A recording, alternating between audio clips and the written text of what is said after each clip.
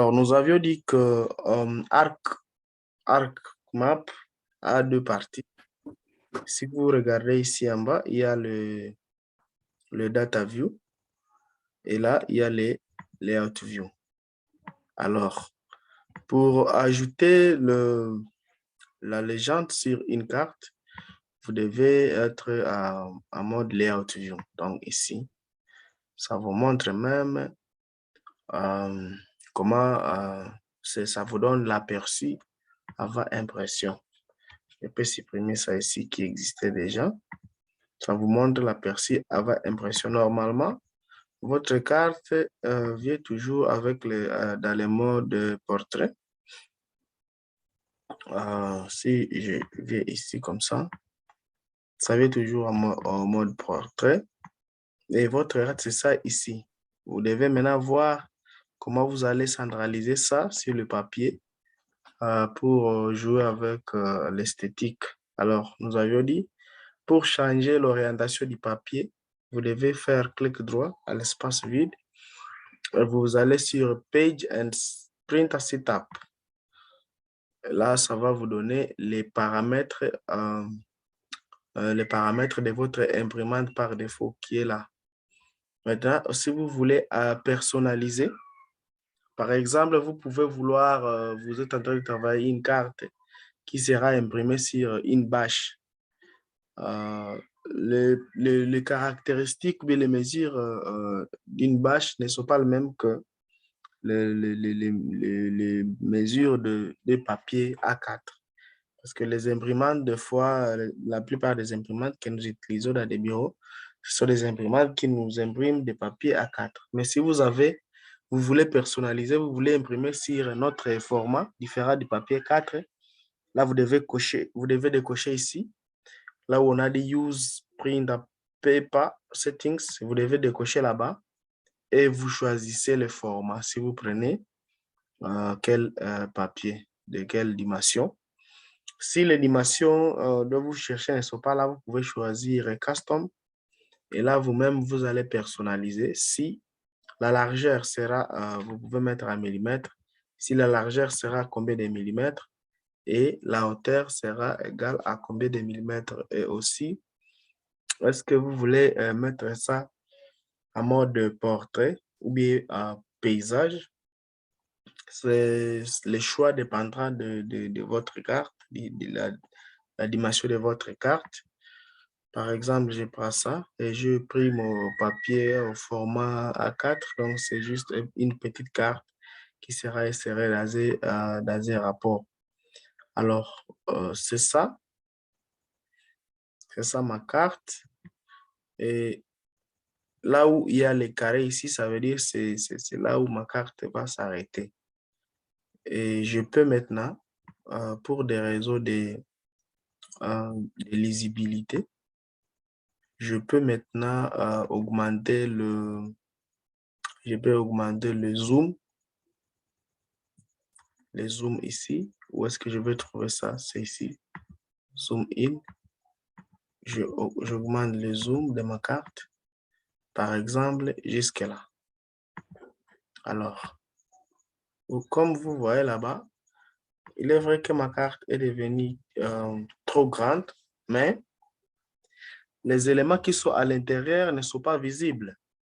Ça veut dire que je dois jouer sur, je joue sur la dimension ou bien la taille du texte, les étiquettes qui sont, les étiquettes des entités qui sont visibles là-bas.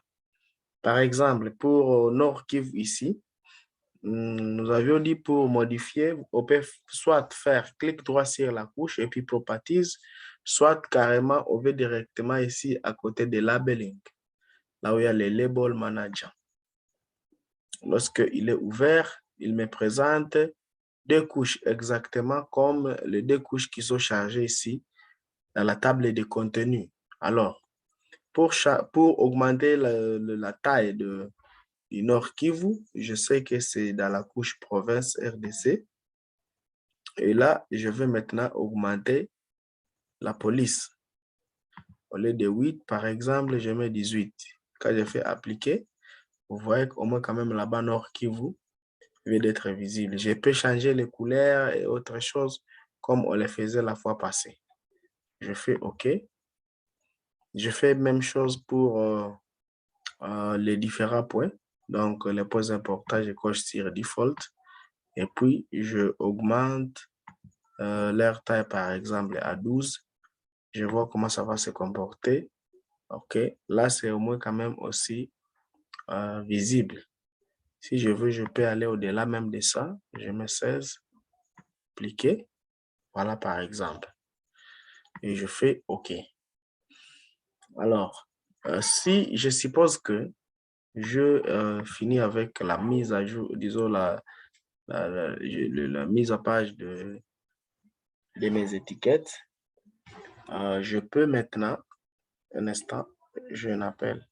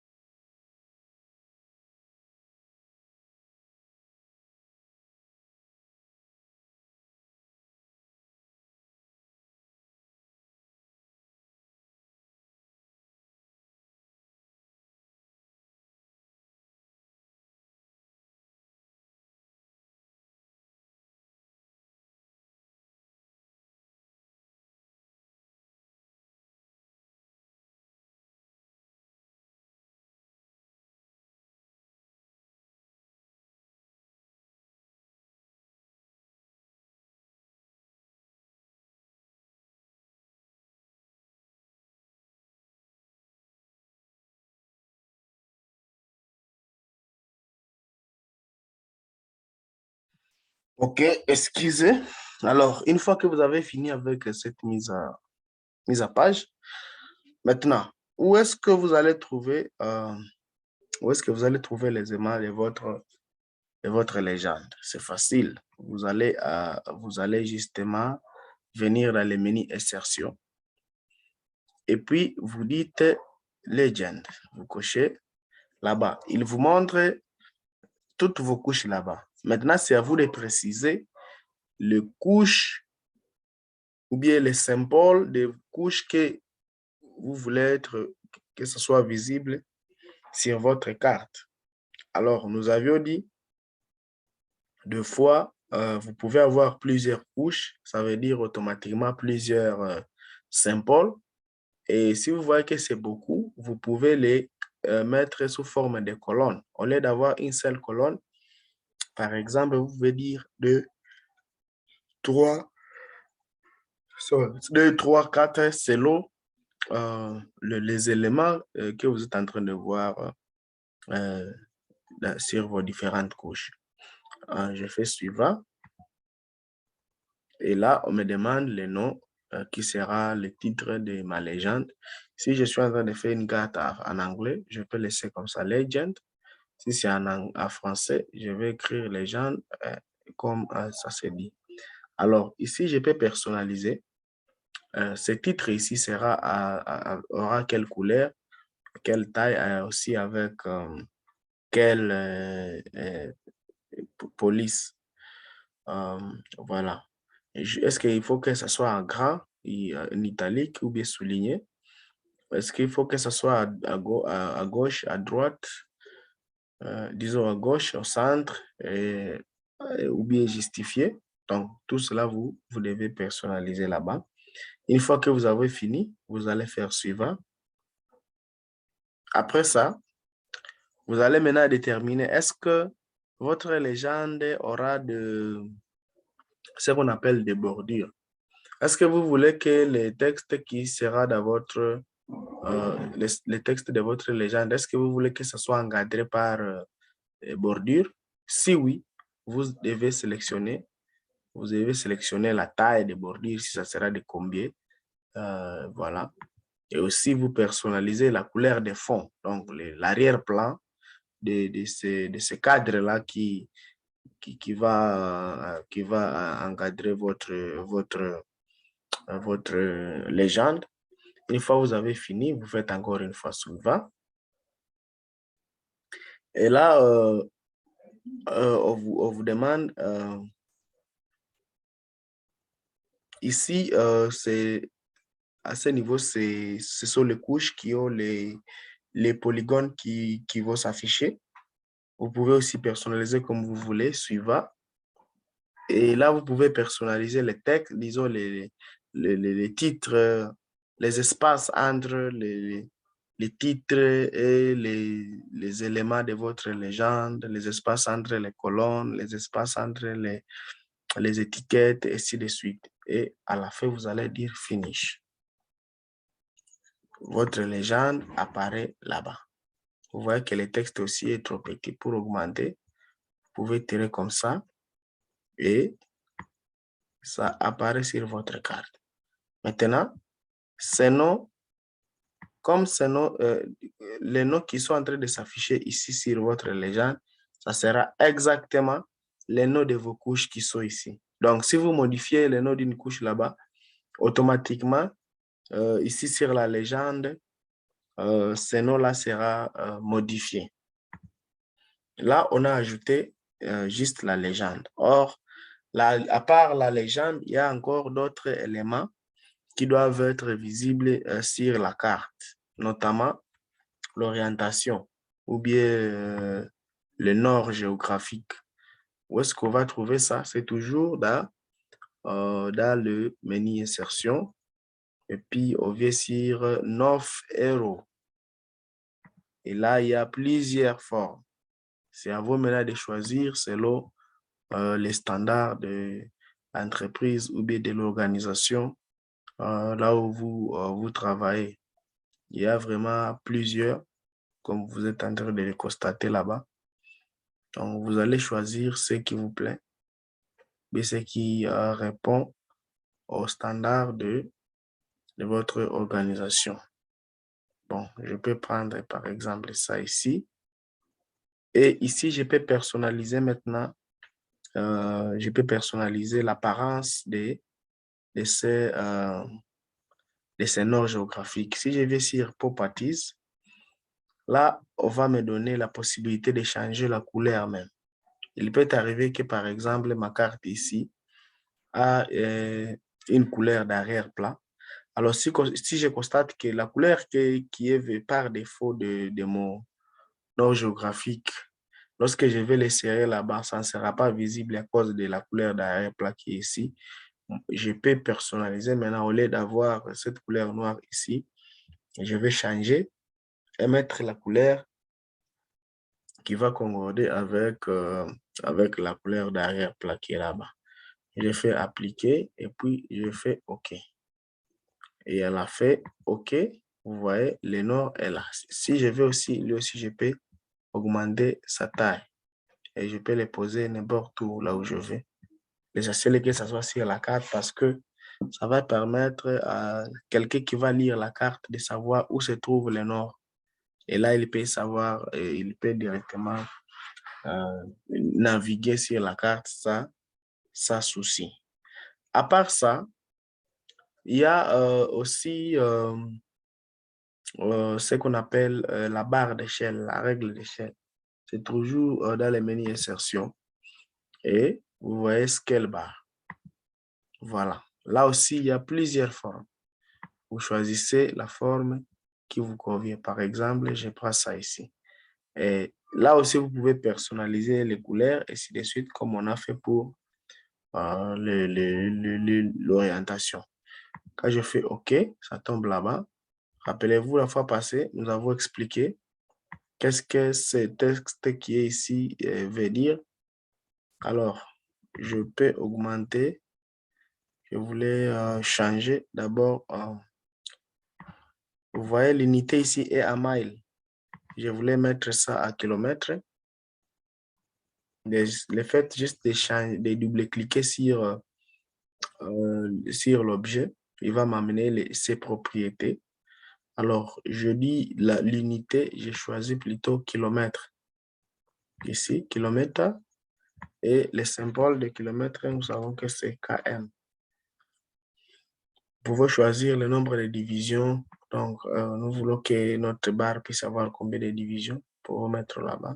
Je fais appliquer et OK. Voilà.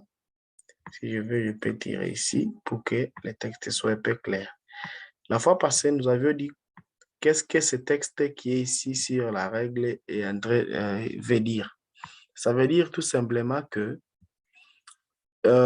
sur ce que nous sommes en train de voir ici sur le dessin, c'est la valeur du dessin.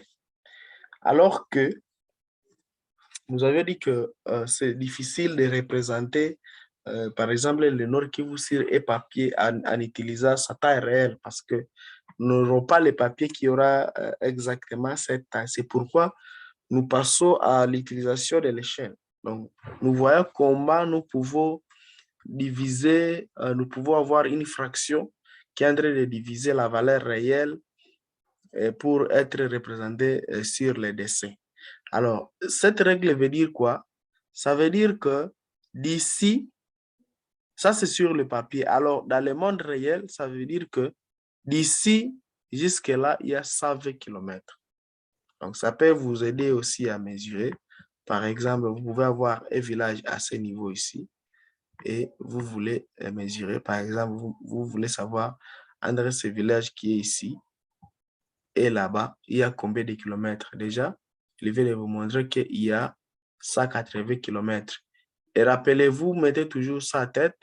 Ces mesurages ici, ce sont des mesures à vol d'oiseau. Donc là, on n'est pas en train de considérer les différentes formes de variations sur la Terre. On ne voit pas les courbures, on ne voit pas les montagnes. Ça, c'est, on dirait, on a tiré une corde là au-dessus pour qu'on puisse,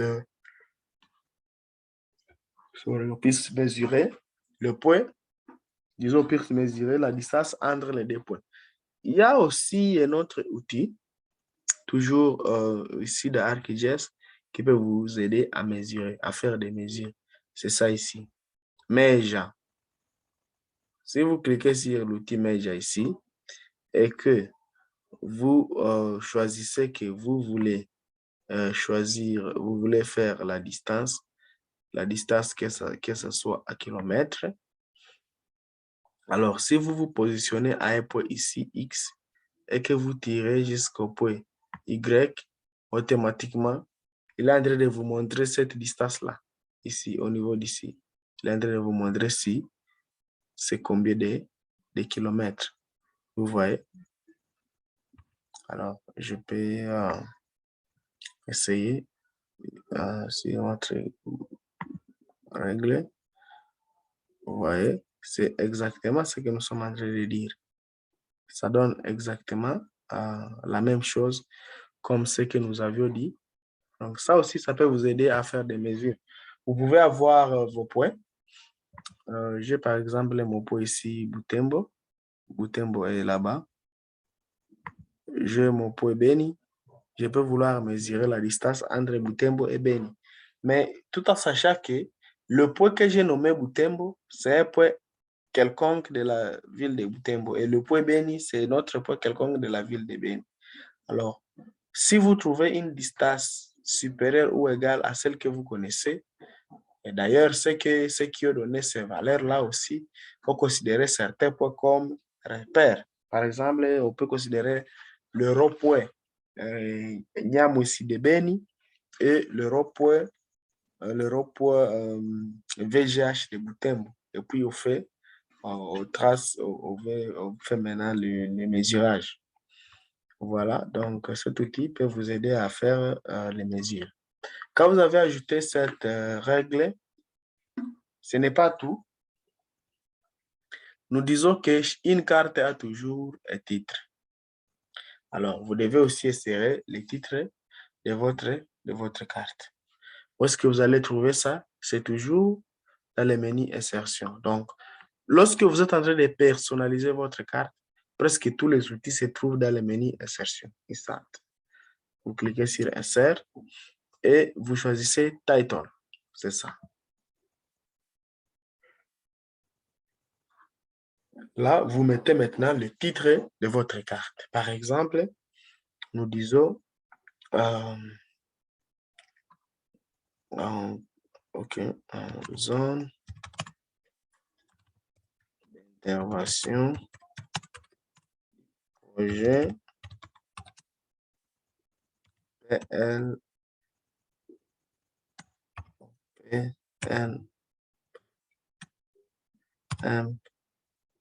PLMLS par exemple. OK. Et puis vous faites OK. Vous voyez, c'est ça le texte qui vient de se créer. Et vous devez maintenant aussi jouer sur sa beauté. Vous devez les personnaliser, vous double-cliquez, vous choisissez si votre texte aura quel style. Vous pouvez choisir parmi les styles qui sont ici, ce qui vous convient. Donc, c'est à vous maintenant de choisir le style de votre titre. Par exemple, je prends ça ici. Je peux choisir maintenant la couleur du texte. Est-ce que ça sera noir? Si je veux, je peux mettre une autre couleur. Par exemple, je mets ça ici. La taille, ça aura quelle taille? Je prends, par exemple, 24, parce que tout en sachant que au fur et à mesure que vous serez en train de modifier, vous devez voir est-ce que le titre est là, ou bien le texte est en train de fit, ou bien il est en train de, qu'est-ce qu'on dit? Ça convient sur la largeur de mon papier, parce que si ça déborde, lorsque vous allez imprimer, ou bien lorsque vous allez exporter, une partie de votre texte qui est au-delà des limites du papier sera coupée. Voilà, je fais OK. Encore une fois, ici, je fais Apply. OK. Donc, il y a toujours de l'espace. Donc, je peux encore une fois augmenter. Au lieu de 24, je vais à 48. Je fais OK, Apply. Voilà, par exemple. Mais là, à ce niveau-là, le texte commence à dépasser les limites de mon papier. Au lieu de 48, je peux réduire. Je mets à 40, par exemple. Je fais OK. Apply. Presque. OK. Donc, je dois maintenant aussi cendrer, et, par exemple, comme ça. Alors, à part ça, nous avons dit que la carte aussi doit avoir les noms de l'auteur, la date de création, l'échelle, aussi possible même les logos de l'organisation et aussi le système de la projection qui a été utilisée. Alors, pour ajouter ces éléments-là, ce sont des textes, on va les trouver dans le menu insertion toujours. Au lieu des titres, nous allons plutôt prendre texte. Alors, soyez prudents. Quand vous cliquez déjà là-bas, si vous voyez très bien, ici au milieu, il y a quelque chose qui est en train de clignoter et il y a des petits textes à l'intérieur. Si je clique ailleurs, ce texte va rester.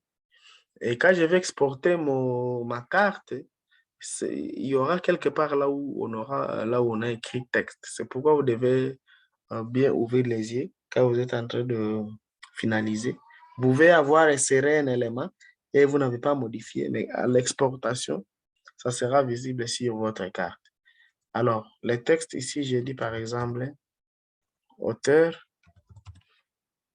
je mets 2 points et puis je mets le nom de la personne qui a créé. Par exemple, je mets mon nom. OK? Je peux maintenant prendre ça, j'amène ici et je peux augmenter aussi sa taille. Au lieu de 10, je mets par exemple 20. Je fais OK. Là, c'est trop gros.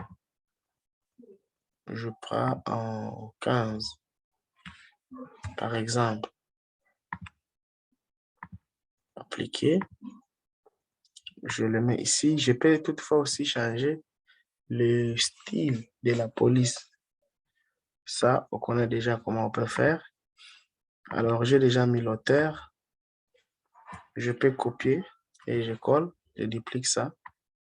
Lorsque je veux créer un autre texte, par exemple, ici, je vais dire échelle de point.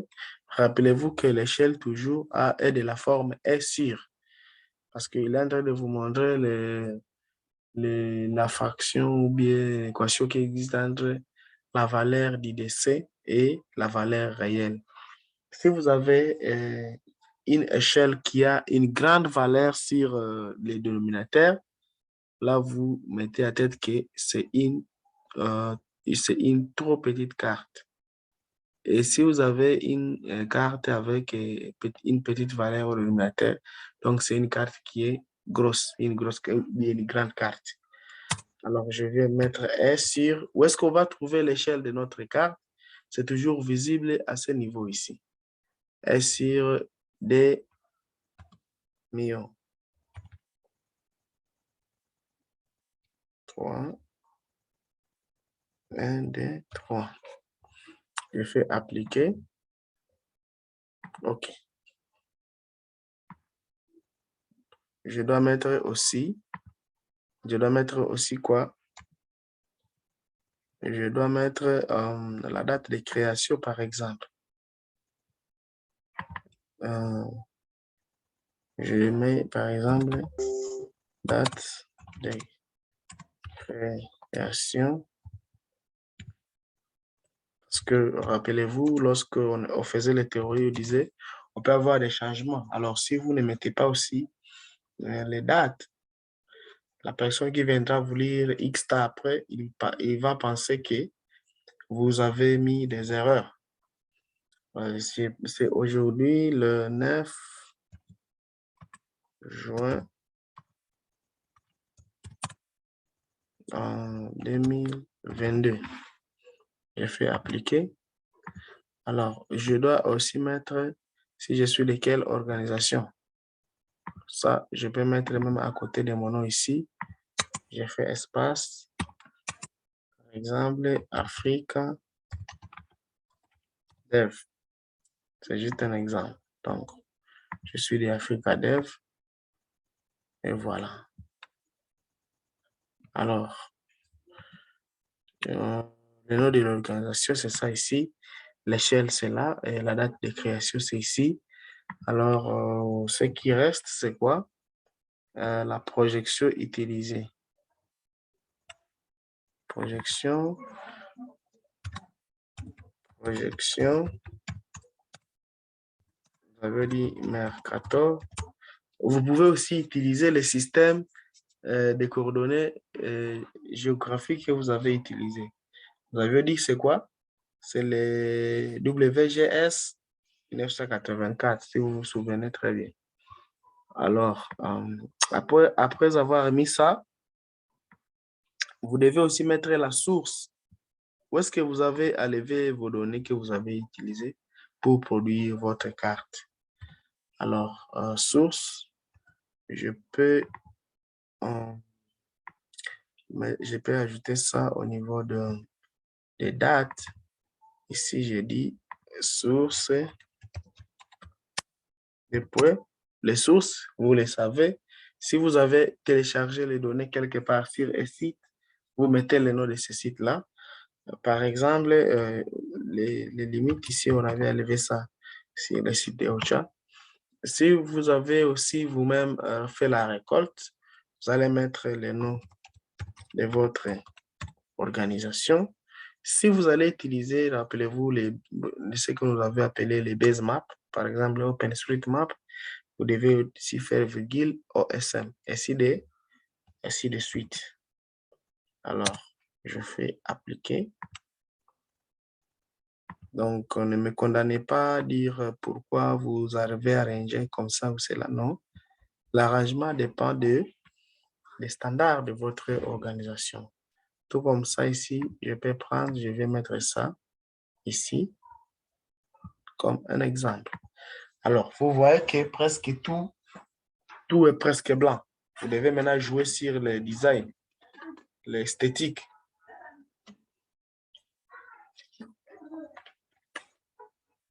Comment on va ajouter les couleurs d'arrière-plan?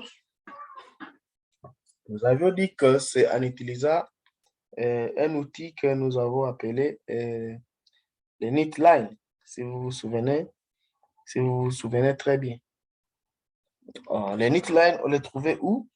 Facile. On les trouvait toujours dans le menu insertion. Alors, on vient sur Neatline, c'est ça. Et on détermine où est-ce que le Neatline disons, où est-ce qu'on va mettre ça? Est-ce qu'on va mettre ça, ça sera comme un cadre de tous les éléments, ou bien ça sera à l'intérieur juste de notre carte. C'est à vous maintenant de choisir. Même si vous choisissez à l'intérieur, même vous choisissez comme pour tous les textes, il y a la possibilité de réduire et les placer juste là où vous voulez. Prenons par exemple Around All Elements et nous prenons cette couleur bleue peut aller avec bon, juste, on fait juste, on essaie. Alors, je fais OK. Vous voyez que il vient d'encadrer toute ma carte. Or, moi, je vais pas que ici, on puisse avoir ces couleurs-là. Je vais seulement mettre ça au niveau de ici, là où il y a les titres et ici en bas. Alors, donc, je vais tirer ici jusque quelque part là-bas. Ici, par exemple, et j'adapte ça aux limites de mon papier.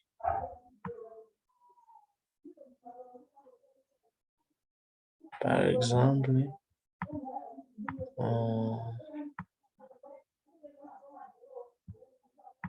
ok, non, là, ça dépasse un peu. Par exemple, comme ça. Et ici, au-dessus, je vais réduire un peu. Jusque...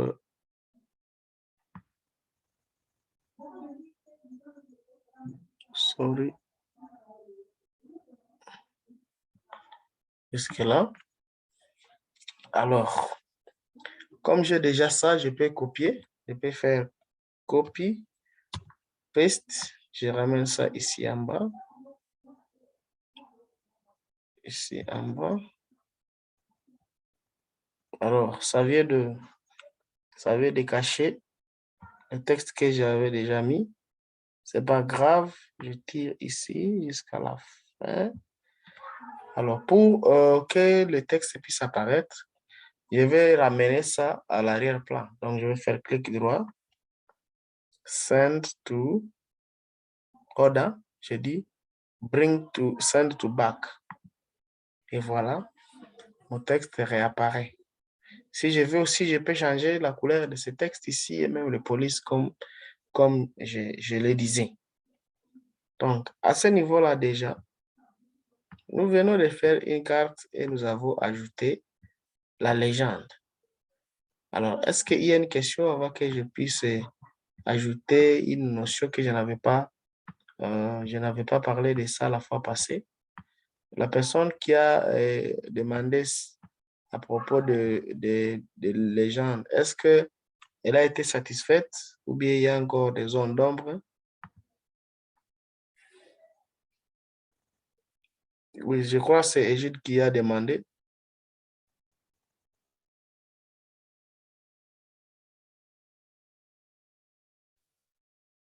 Pour moi, c'est bon en fait. OK.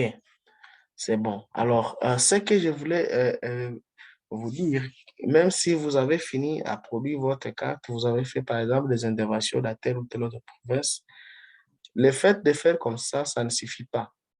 Vous devez avoir une carte qui vous permettra de localiser. Ça va vous montrer que, bien sûr, vous avez considéré la province du Nord Kivu, c'est là où vous avez travaillé. Alors, le Nord Kivu se trouve où précisément? Est-ce que c'est le Nord Kivu se trouve en RDC ou bien le Nord Kivu se trouve au Rwanda, ainsi de suite? Alors, donc, au-delà ou bien à part nos couches ici, ça veut dire que nous allons encore une fois ajouter une autre couche qui est la RDC. Nous avions dit que la RDC se trouve dans les shapefiles ici, et je crois que c'est ça, là-bas. Si je fais comme ça, vous voyez, est-ce que vous voyez quelque chose? Si j'ajoute ça là-bas, il vient de faire la superposition entre la carte que j'avais et la RDC, parce que le Nord Kivu, c'est une partie de la RDC. Et exactement, si vous voyez très bien, même au niveau de la légende, ça vient de s'ajouter. Le nom qui est ici vient de s'ajouter sur la légende, parce que nous avons dit, toutes les couches qui seront représentées ici seront visibles là-bas. Alors, ce que je voulais vous dire, ce n'est pas ça.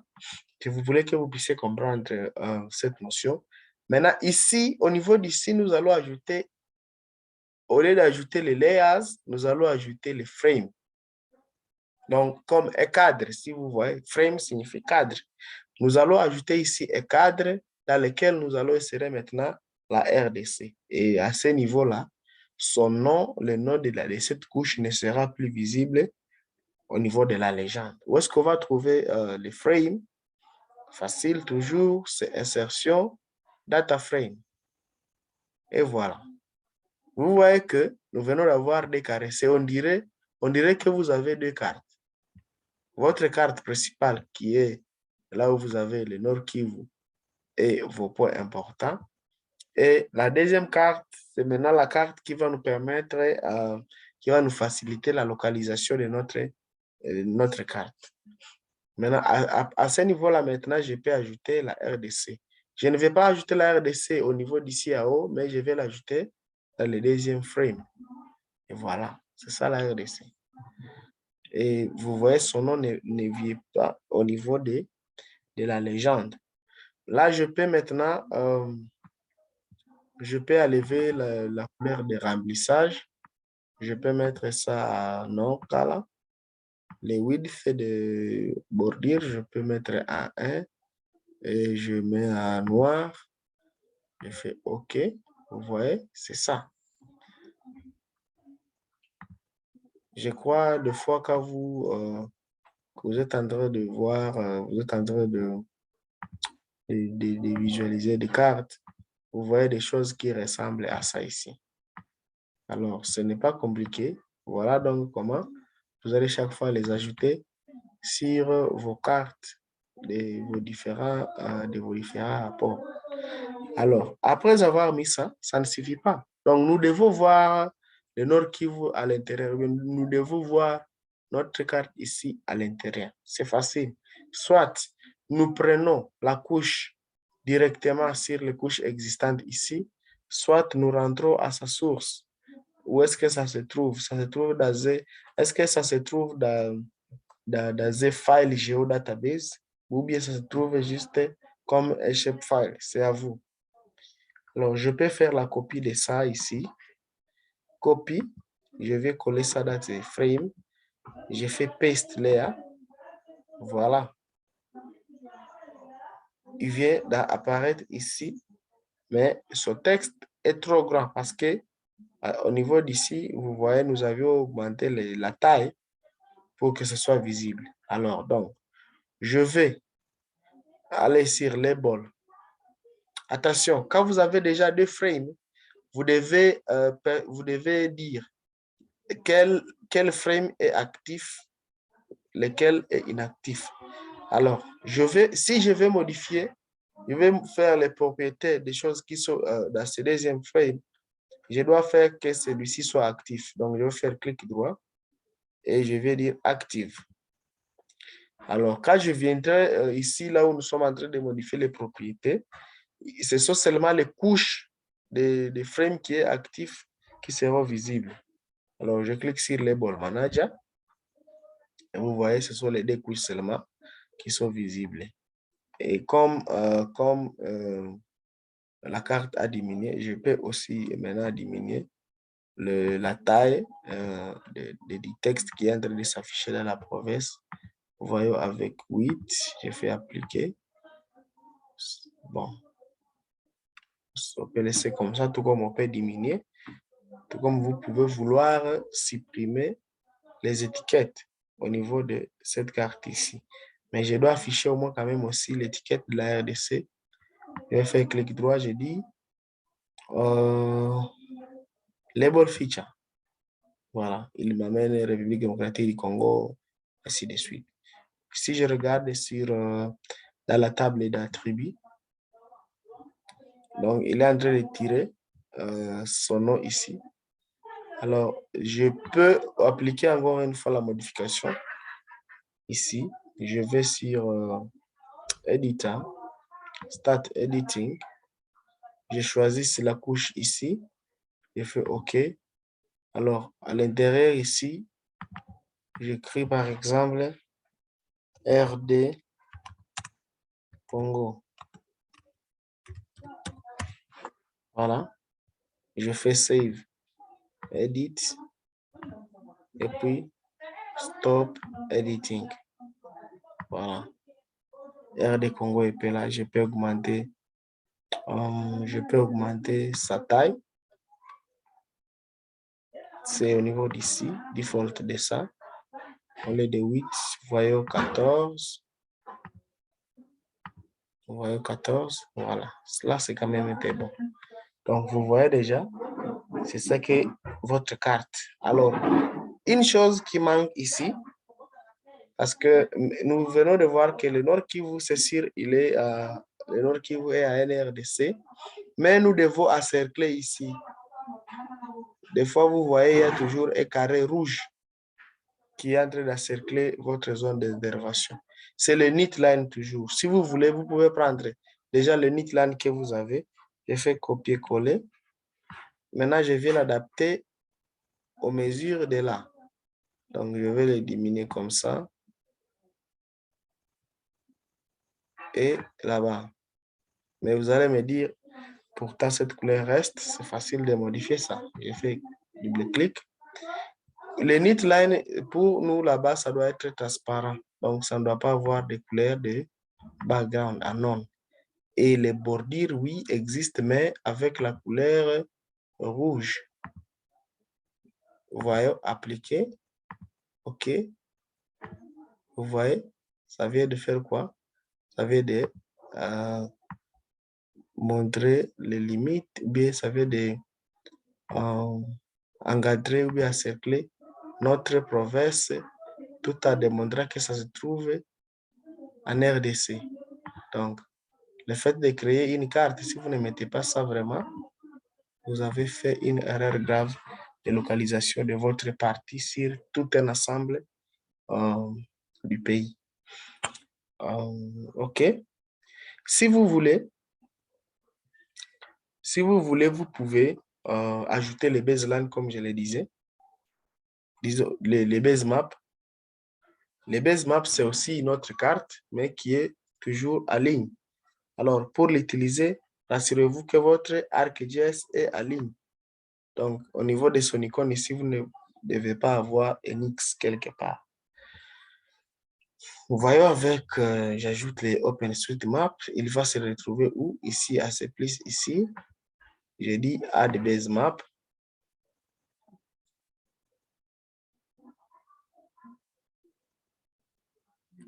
Là, vous devez avoir une bonne connexion Internet. Je dis OpenStreetMap Add. Là, il va commencer à charger. Ça va prendre un peu de temps. Dépend aussi de la vitesse de votre connexion. Une chose que vous devez savoir, quand vous êtes en train de faire les modifications, c'est toujours de décocher les base maps. parce que ça pèse.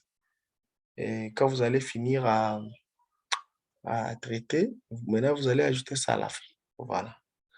C'est ça notre... il vient d'ajouter les autres. Vous voyez, il n'y avait pas d'autres éléments. Mais le basemap vient de venir ajouter ça. Tout comme vous pouvez personnaliser les fonds et autres d'ici comme vous le voulez. Donc, tout cela, je laisse je vous laisse ça. Et là, ça, c'est une carte qui est déjà prête à être partagée. Ce qui manque, c'est seulement quoi? Les logos de l'organisation. Et rappelez-vous, nous avions parlé de quoi? Nous avions parlé des types de données. Les données vecteurs et les données raster. Ici, si vous ajoutez une image, ça sera visible comme des mosaïques, donc des petits carrés, parce que elle ne sera pas géoréférencée. Mais plutôt, moi, qu'est-ce que j'ai toujours fait? Quand j'ai fini à traiter ma carte, je vais maintenant faire quoi? Je vais l'utiliser ou bien je vais encore une fois ouvrir ça dans PowerPoint pour ajouter d'autres éléments qui ne sont pas ici, comme des flèches, ajouter d'autres textes, même ajouter des logos, des images et autres choses, même des icônes. Alors, je finis par exemple, alors je vais exporter ma carte. Je l'exporte sous forme de photo pour des manipulations ultérieures. Je viens donc sur Fichier et Export Map. Voilà. Maintenant, je vais choisir où est-ce que je vais enregistrer ça et le nom que je vais donner à ma carte. Je dis par exemple Map Projet PN, par exemple. Alors, ce que j'avais dit, lorsque vous êtes en train d'exporter votre carte, que ce soit PDF, que ce soit en image, JPG, PNG et autres, vous devez tenir compte d'ici, la résolution. Pourquoi tenir compte de la résolution? C'est parce que lorsque on va chaque fois faire les zooms, votre carte qui est déjà exportée, quand on va chaque fois zoomer ça, si vous avez utilisé une faible résolution, la carte va commencer à être floue. Mais si vous avez utilisé une grande résolution, même si on fait les zooms, on ne va pas voir ces choses comme ces petits carrés, comme des mosaïques. Donc, perte de quoi? De pixels, quoi. Alors, je disais, pour les images, la carte qui a été exportée sous forme de photos, vous pouvez soit choisir, vous pouvez prendre une valeur qui est entre 500 et par exemple les 1000. Ça, c'est pour les images. Mais pour les PDF, c'est au-delà. Ça peut commencer même 1300 et ça monte. Et ce que vous devez mettre en tête, c'est que plus vous augmentez la résolution, plus la taille du fichier qui aura votre image sera aussi grande. Parce que ça s'explique même pratiquement. Quand vous êtes en train de prendre vos photos dans vos téléphones, des fois, vous constatez qu'une photo pèse. Mais lorsque vous allez transférer cette photo à quelqu'un sur WhatsApp, WhatsApp a mis à place des algorithmes qui facilitent la compression pour aussi accélérer le partage des fichiers ou bien des images sur son réseau social. Alors, il va prendre la photo originale, il va la compresser. À la compressant, il va diminuer la taille du fichier. Il va aussi diminuer la qualité ou bien la netteté de la photo. C'est ça donc. Alors là, je fais OK. Je clique sur Save. Comme j'ai ajouté les OpenStreetMap, il va d'abord commencer à télécharger ça et ça va me prendre un peu de temps pour me donner la carte finale. Mais vous allez voir, lorsque tout est exporté, vous allez voir ici à la fin, on a écrit Export Complete. Alors, je rentre dans mon répertoire là où enregistrer ma carte. Je l'ai nommé Map Projet PNMLS. Vous voyez, ça vient d'être 3 mégas, 3.985. En ouvrant ça,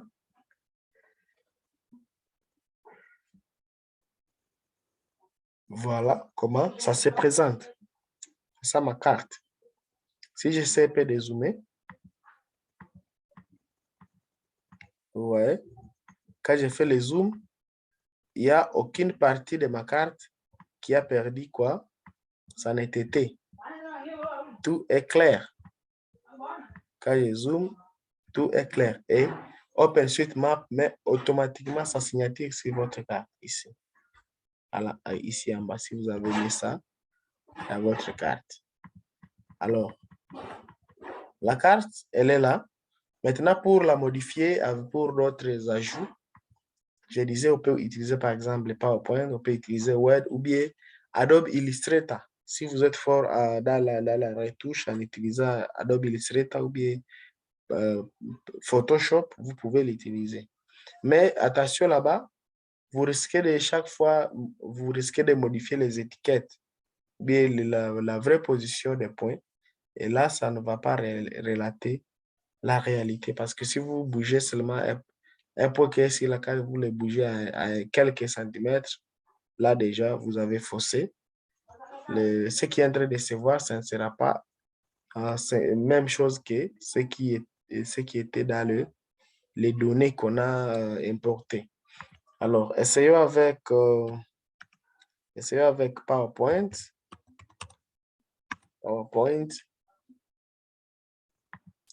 Et là, j'efface donc tout ça. J'efface tout ça. Maintenant, la photo que j'ai exportée, je la mets là-bas à l'intérieur pour les manipulations ultérieures. C'est ça. Alors, si je vais montrer par exemple des flèches, je dis les gens fuient de Beni vers d'autres villages, de Butembo vers d'autres villages. Je peux essayer de faire insertion, je vois les shapes. C'est là où il y a des flèches. Je prends les flèches qui sont... Voilà. Je fais par exemple ça ici. Je peux changer aussi la couleur de ça. Je mets à rouge. OK. Je prends encore l'autre. C'est où? OK. Insert, shape.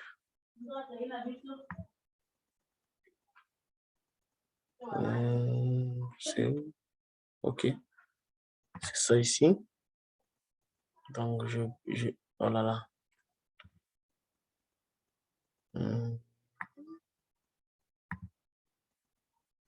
Voilà. Je montre que les gens fuient. Couleur rouge. Donc, ainsi de suite. Ainsi de suite. Donc, vous voyez, je vais encore venir ajouter autre. Tout comme je peux, au lieu de mettre des points, je peux venir mettre maintenant d'autres icônes, d'autres symboles. C'est où? Icône, humanitarian. Humanitarian. Icône, voilà, par exemple. Par exemple, si vous avez fait des interventions dans tel ou tel autre secteur, vous pouvez mettre. Ici, on a fait, ou bien vous mettez vous mettez des indications. Ça dépend de ce que vous êtes en train de faire. Par exemple, je peux mettre qu'on a travaillé, bon, juste par exemple ça pour l'agriculture. Je l'ajoute là-bas. Donc, là déjà, vous comprenez que ça signifie que, par exemple, les gens fuient de là vers venir cultiver ici. C'est juste un exemple. Et ainsi de suite. Vous ajoutez aussi votre logo, c'est la même chose. Prenez...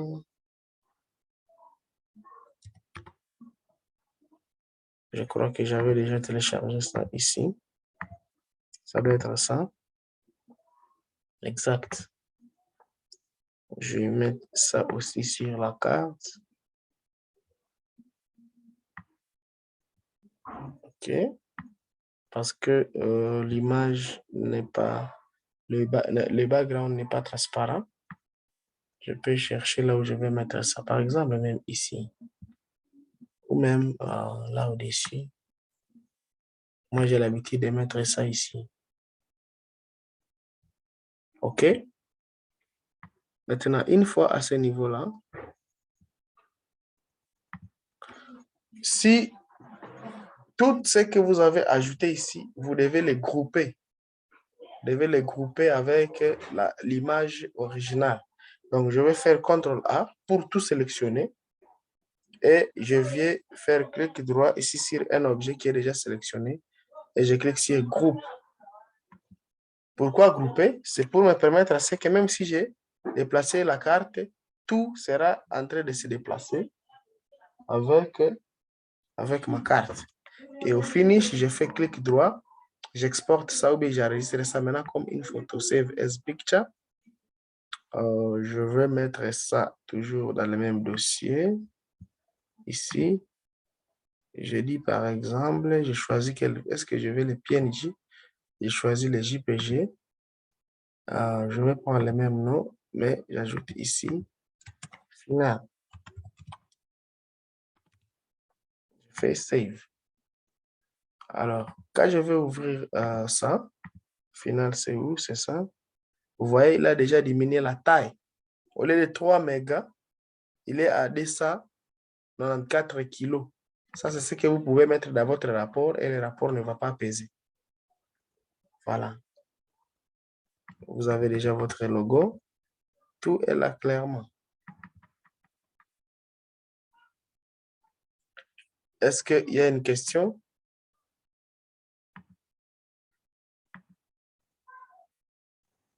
Oh, vous êtes resté seulement à deux.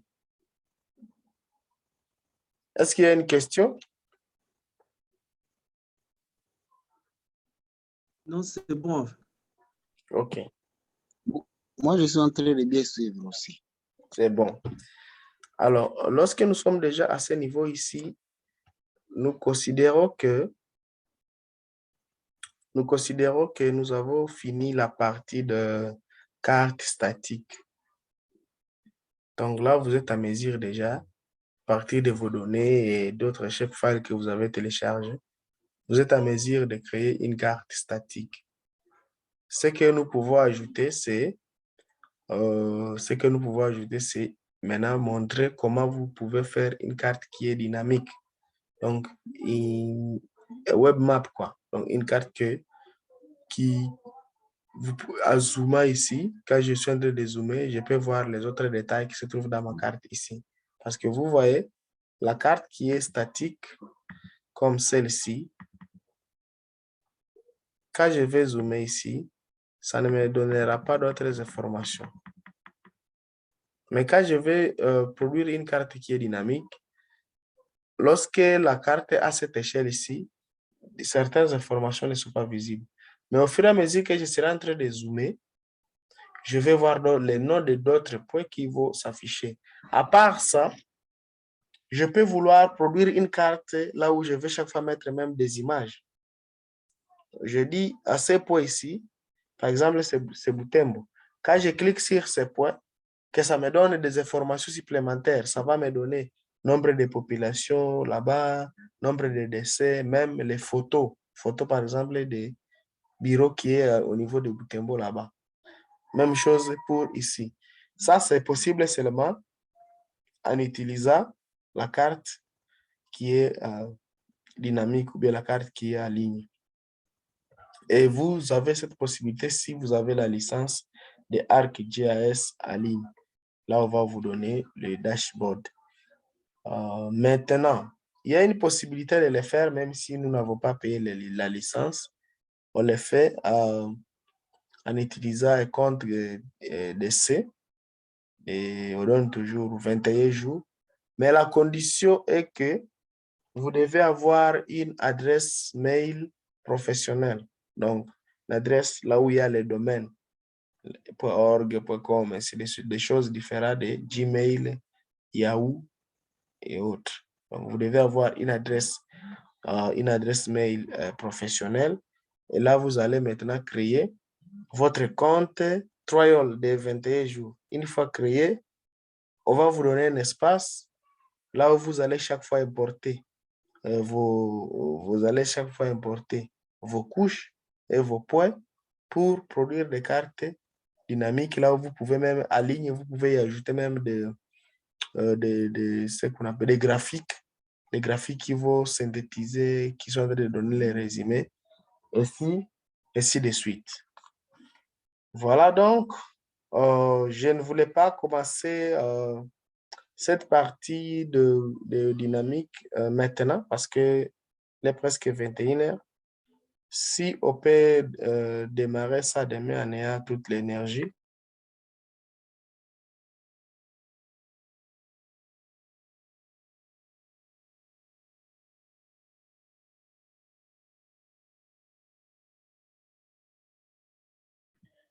Donc, c'est ça, je disais.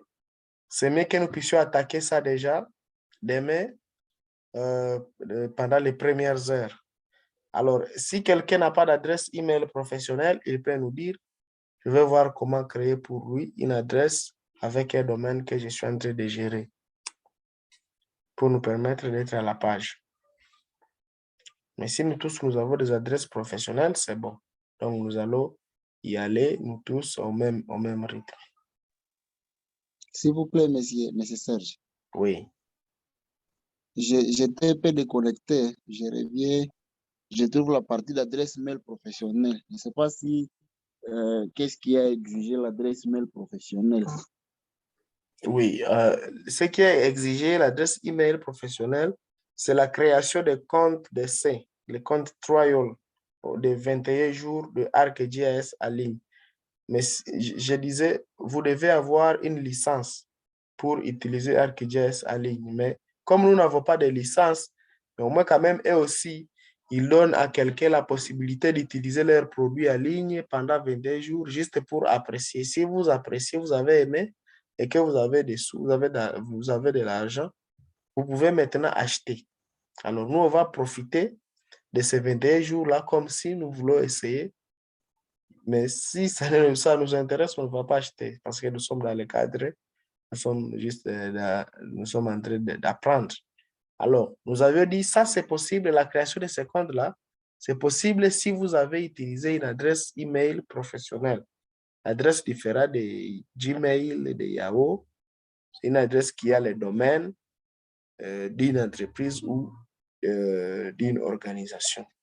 Alors, je disais, si nous tous, est-ce que parmi nous, il y a quelqu'un qui n'a pas d'adresse email professionnelle? Si oui, c'est bon, et nous allons créer pour lui une adresse qui est des domaines quelconques que moi, je suis en train de gérer. Alors, si nous tous, nous avons ces adresses email professionnelles, c'est bon, donc, nous allons évoluer sans souci. C'est ce que je disais. Alors, comme cette matière est un peu comme nouvelle, c'est pas bon de la commencer car c'est déjà tard comme ça la nuit. C'est là que nous allons commencer demain. Alors, je ne sais pas s'il y a une question. Et nous sommes en train de chuter vers la fin de la session, de nos sessions. Donc, ne vous attendez plus à combien de jours qui vous restent. Là, nous sommes en train de mettre les points sur les i de nos formations. Est-ce qu'il y a une question?